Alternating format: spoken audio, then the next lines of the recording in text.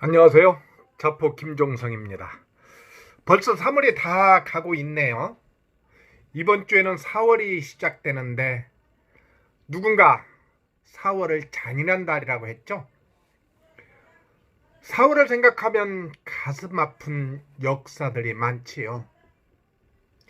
4.19를 촉발시킨 마산의 김주열 역사. 4월이면 경남대 산머리에 흐트러지게 흩날리는 벚꽃이 흰눈처럼 내리기도 하죠. 그러나 저러나 어서 빨리 코로나가 잡혀야 하는데 어찌 될지 걱정이 많습니다.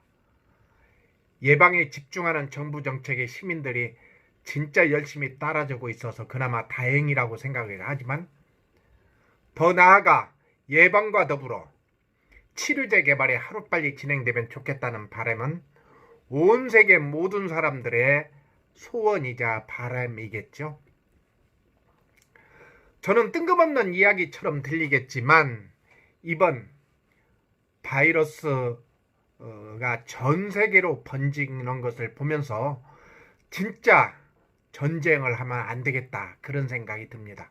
혹여 현대전에서는 세균전이 있을 수 있게 돼서 세균전이 지금 이렇게 생긴다면 코로나는 저리 가라 하는 일들이 생길 수 있을 것 같습니다. 그래서 저는 사실은 북한과의 관계도 어떻게든 좀 더 비용이 들더라도 어떻게든 대화의 모드, 전쟁으로 가지 않는 일이 있었으면 좋겠다 그런 생각이 듭니다.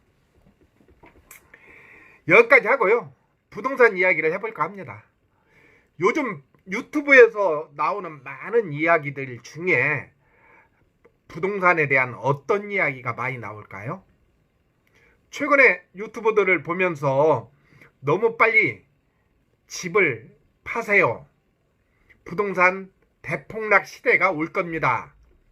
이 기회를 놓치면 폭망합니다. 뭐 이런 이야기를 많이 접하지 않나요? 정부의 E20 대책 이후 바짝 이런 이야기가 많이 등장하는 것 같습니다. 또 코로나 사태 이후 많은 사람들이 결국은 주춤하고 있는 사이에 이런 유튜브 방송이 많은 것 같아요. 오늘이 3월 30일인데요. 오늘 아침 신문에 이런 기사도 났습니다.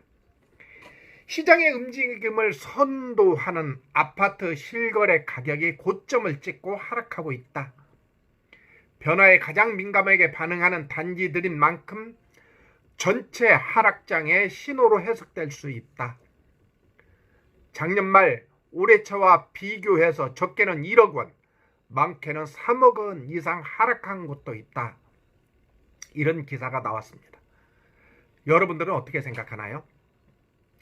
저는 저렇게 고가 아파트들은 좀 빠져도 좋겠다는 그런 생각이 들어요. 너무나 오르다 보니까 상대적 박탈감이 너무나 강하잖아요. 그래서 사실은 저는 좀 빠져도 괜찮다. 저는 그렇게 생각합니다. 요즘 유튜브에서 쉽게 볼 수 있는 부동산 대폭락의 메뉴들을 제가 몇 개 한번 이렇게 정리를 해봤어요. 어떤 이야기를 가지고 어떤 근거를 가지고 대폭락 이야기를 하는가 몇 가지 얘기를 한번 정리해봤더니요. 첫 번째, 글로벌 경기 침체 이야기를 듣습니다. 사실 그렇죠. 하물며 미국에서는 마이너스 유가가 등장했다고 합니다. 옛날에는 마이너스 유가는요, 저품질 유가 재고를 보관해야 되는 비용이 너무나 많아서 기름을 사가는 사람한테 돈을 주었는데 최근에는 저품질이 아니라 일반적인 기름도 미국에서는 사갈 때 돈을 준다고 합니다. 그만큼 소비가 위축되다 보니까 생산량가 늘어나서 비축하는데 이것을 보관하기가 어려운 상황이 생겨서 그러겠죠.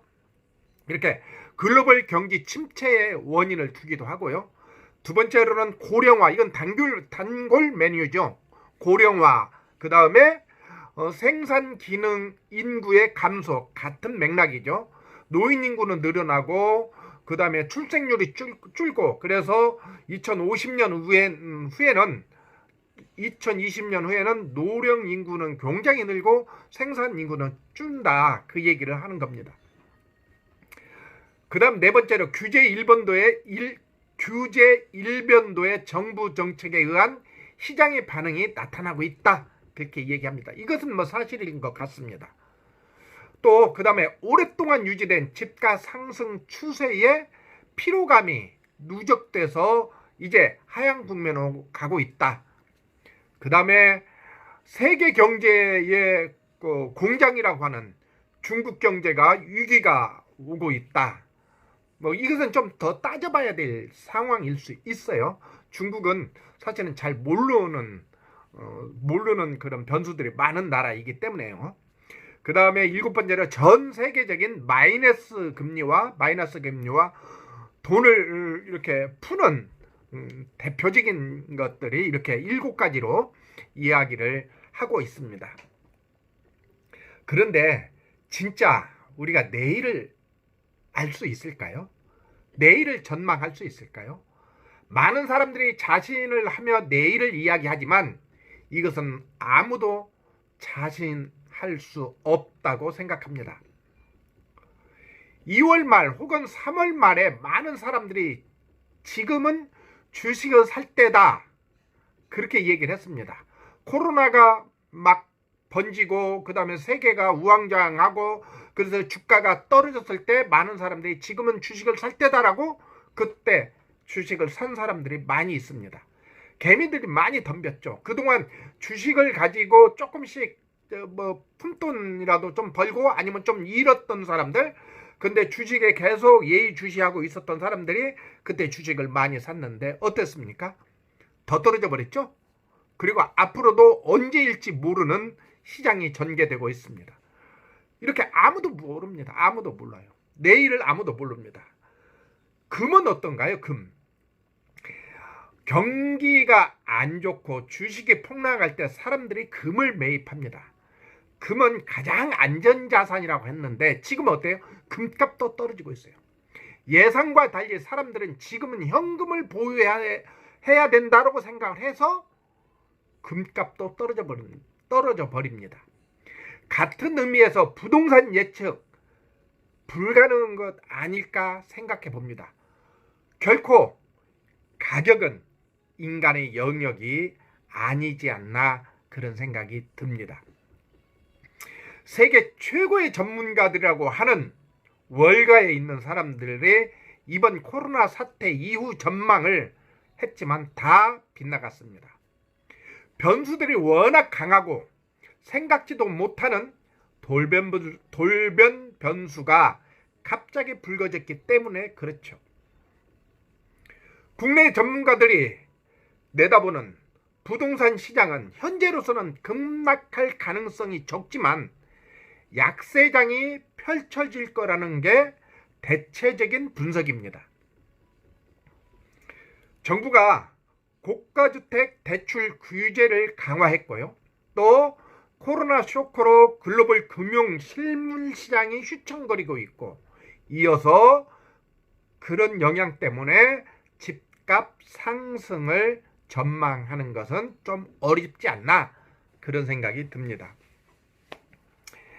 아까 말씀드린 것처럼 이제 그 0%대 금리가 예전에는 0%대 금리 1%대 저금리일 때는 그 돈이 산업시설로 못 가고 주식시장으로 못 가고 결국은 부동산으로 유입이 됐는데 다시 말해서 지금은 0%대 저금리가 부동산으로 쏠림 현상으로 나타날 조건을 갖췄음에도 불구하고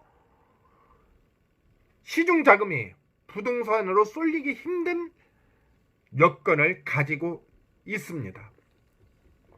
지금처럼 불황이 이어지면 서울 집값 역시 나홀로 상승하기는 상당히 어렵지 않을까 그런 생각이 들어요. 1997년 IMF, 2008년 글로벌 금융위기에서도 이런 현상이 두드러지게 나타났습니다. 여기서 우리가 학습해야 될 건요. 1997년 외환위기와 2008년 글로벌 금융위기 이후 극복하고 난 다음부터는 부동산이 폭등했다는 것을 한번 기억해 봐야 할 겁니다. 결국 정부도 못 잡은 집값을 코로나가 잡는 꼴이 되었습니다. 그런데 말입니다. 저는 이 현상이 필연적으로 올 것 같다는 생각이 들어요. 그래서 돈 있는 사람들이 이런 기회에 또다시 한몫 잡을 수 있는 찬스를 기다리고 있고 준비하고 있지 않나 그런 생각이 듭니다. 결국 경제는 사이클이기 때문입니다. 버틸 수 있는 사람만, 그리고 학습이 된 사람만 이 터널을 빠져나왔을 때 웃을 것이 아닌가 그런 생각이 듭니다. 이것은요, 결국은 작년부터 준비되어 있었던 경제 사이클이라고 말할 수 있습니다. 지난주에요, 33살 먹은 우리 회원 낙찰자님이 시세 대비 4,500만 원이나 싸게 아파트 하나를 잡았습니다.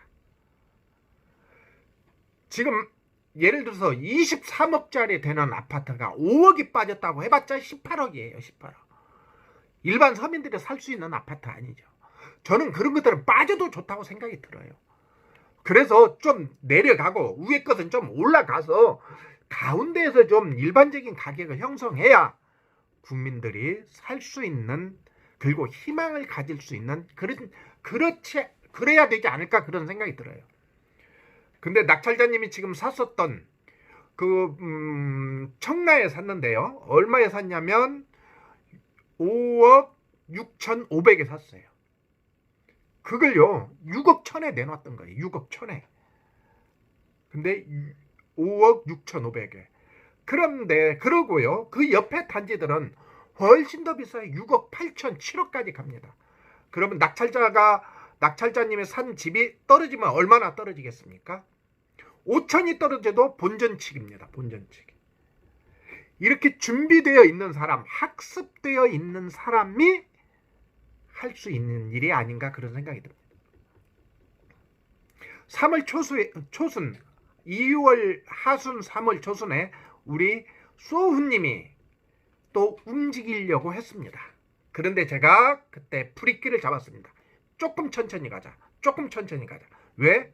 제가 본 것은 4월 시장을 보기 때문에 그렇습니다. 4월에서요, 이제 총선이 어떻게 될지 모르겠는데, 또 코로나가 장기화라고 하면 어떻게 변할지 모르겠지만, 조금 더 부동산 시장은 조정 국면, 아니 어떻게 보면 하향 국면을 가고 있을 거라 예상이 됩니다. 그때가 되면 결국은 현금을 가지고 있는 사람, 학습이 되어 있는 사람, 미리 준비한 사람들은 불안해서 내놓는 물건을 주술 수가 있기 때문입니다. 코로나 사태가 장기간 지속될 경우 부동산뿐만 아니라 모든 경기가 정말 말이 아닐 수 없을 정도의 어려움이 올 수 있습니다. 그런데요, 일부에서는 6월이 되면 코로나도 잠잠해지고 경기가 급상승할 것이라는 전망을 내놓는 사람들도 있습니다. 아마 코로나가 좀 잠잠해지면 그 다음에 각 나라에서 뿌린 돈, 우리나라 같은 경우에도 지금 상당히 많은 돈을 준비해서 뿌리려고 하죠. 그것이 언제? 6월 달에 가면 아마 접점을 만나지 않을까 그렇게 얘기하는 사람들이 있습니다. 그렇지만 부동산 대폭락을 이야기하는 사람들도 많습니다. 부동산 대폭락론이 본격적으로 제기되기 시작한 것은 2000년대 초반이라고 합니다. 1997년 외환위기를 겪고 집값이 반등하자 집값 거품론을 제기했었던 것이죠. 그런데 그것이 거품이었을까요? 일부 거품이라고 말할 수도 있었지만 그 뒤로 어떻게 되었나요? 거품론을 이야기하는 사람들은 위에서 얘기한 것처럼 100%에 접근한 주택 보급률을 이야기합니다. 또 급격히 진행 중인 고령화 추세를 이야기하기도 하죠. 이런 분들은 이런 내용으로 일본식 집값 폭락을 그 근거로 들고 있습니다. 또한 이것을 과학적으로 증명하기 위해서 경제 지표와 그래프를 제시하고 있습니다. 그런데 말입니다. 통계와 경제 지표들은 해석에 따라 크게 왜곡될 수 있습니다. 부동산 폭락론은 경제가 침체될 때마다 어김없이 나오는 단골 메뉴라는 거 우리가 기억했으면 좋겠습니다. 우리나라에서도요, 자칭 전문가라고 하는 사람들이 20여 년째 집값 폭락론을 이야기하고 있습니다. 자산시장과 경기 사이클은 상승 국면이 있으면 하락 국면이 있을 수밖에 없습니다. 이것은 기본적인 상식이에요. 경제에서 집값이 가파르게 오를수록 급락할 가능성은 배제할 수 없습니다. 지금 작년에 12.16 대책 이후 또 어떻게 돼요? 수도권의 많은 지역은 급격한 상승세를 보였습니다. 조정지역을 해제한 일산은 좀 주춤해요. 아직 그렇게 효과를 갖고 오지 않았지만 부산 같은 건 어땠어요? 말도 못하게 올라버렸잖아요. 이런 데일수록 그렇게 올랐습니까? 급격한 상승이 있으면 하락이 있을 수 있죠. 그래서 부동산도 한 종목만 투자할 게 아니라 부동산도 분산 투자를 해야 된다. 수익형 부동산도 좋고요. 월세형 부동산도 좋고 시세차익형도 부동산도 좋고. 그렇지만 여력이 없는 사람은 어떻게 해요? 이 방송을 듣는 절대 대다수의 사람들은 종목을 가려서 투자할 수 없는 형편이 있는 사람들이 많습니다. 그분들은 어떻게 해야 돼요? 몸테크를 해야죠. 실거주를 통한 몸테크를 할 수밖에 없습니다. 우리 카페 회원들 중에는 그렇게 하는 사람들이 많이 있습니다. 지금 아까 말씀드린 낙찰자님들도 결국은 몸테크를 할 수밖에 없고요. 소우님도 몸테크를 할 수밖에 없습니다. 경제도 부동산도 상승기가 있다면 하락기가 있기 마련입니다. 그 시기가 언제인가가 문제죠. 고장난 시계도 하루에 2번은 맞출 수 있습니다. 너무 폭락론에 현혹되지 말았으면 하는 생각이 듭니다. 집값이 오르는 것보다 떨어지면 누가 더 문제가 될까요? 많은 사람들, 특히 경제적으로 취약한 사람들은 집값이 떨어지기를 어쩌면 기다리는지도 모르겠습니다. 필연적으로 왜곡된 정보를 가지고 있어서 그렇습니다. 집값이 떨어지면 돈 많은 사람들이 피해가 클까요? 아니면 소외계층, 아니면 집이 없는 사람, 아니면 1가구 1주택인 사람들이 더 피해가 클까요? 많은 사람들은 집값이 떨어지면 서민들이 더 힘들 거라고 많은 사람들은 집값이 떨어져야 시민들이 살 수 있다고 믿고 있습니다. 그런데 그와는 반대입니다. 집값이 하락하면 어떤 일이 생길까요? 일단은 부동산 담보 가치가 하락에 따른 금융기관 부실화를 먼저 생각하지 않을 수 없습니다. 그렇게 되면 우리 경제 내관인 가계부채 문제가 폭발될 수 있고요.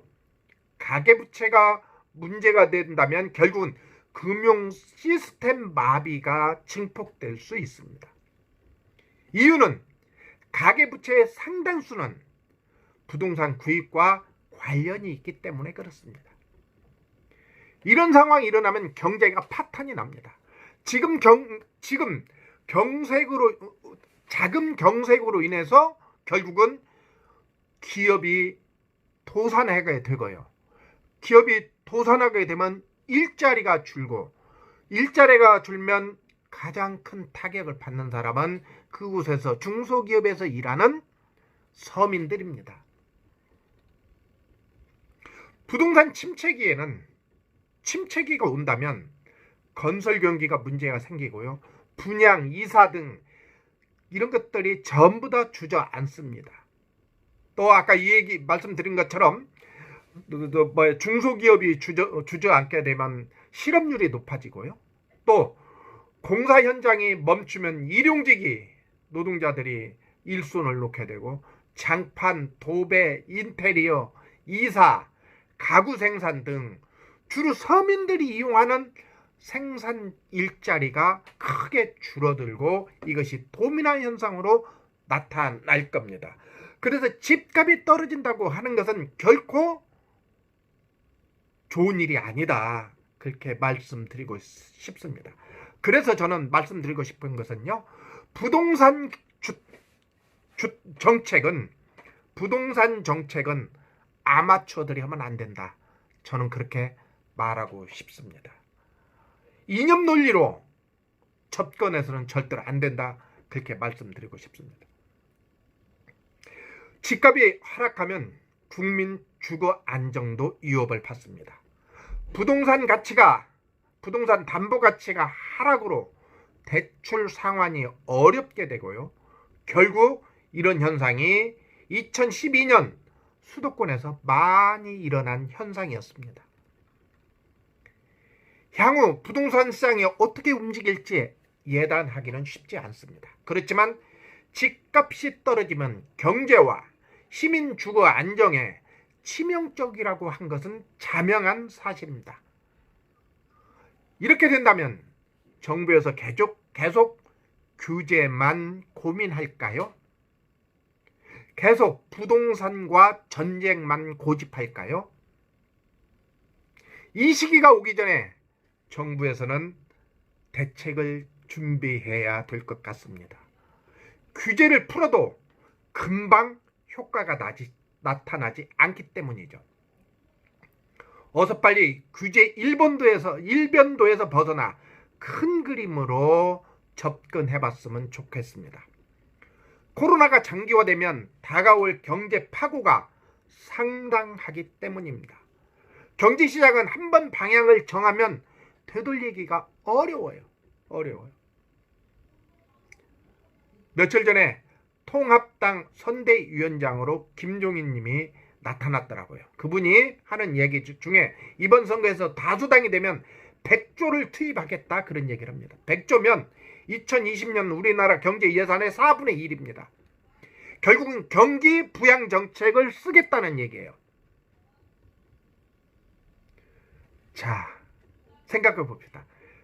어쩔 수 없이 금년 하반기는 정부에서 경기 부양책을 쓸 수밖에 없다. 따라서 우리는 이 파국을 잘 넘어가야 될 것 같습니다. 저는 오늘 이 이야기를 해보고 싶었습니다. 코로나로 온 이 경제적 위기, 부동산의 위기, 이것은 이미 예견되어 있는 경기 부양 정책과 맞물려 있다. 그래서 이 파국을 슬기롭게 잘 넘기길 바랍니다. 오늘은 여기까지 하겠습니다. 안녕히 계세요.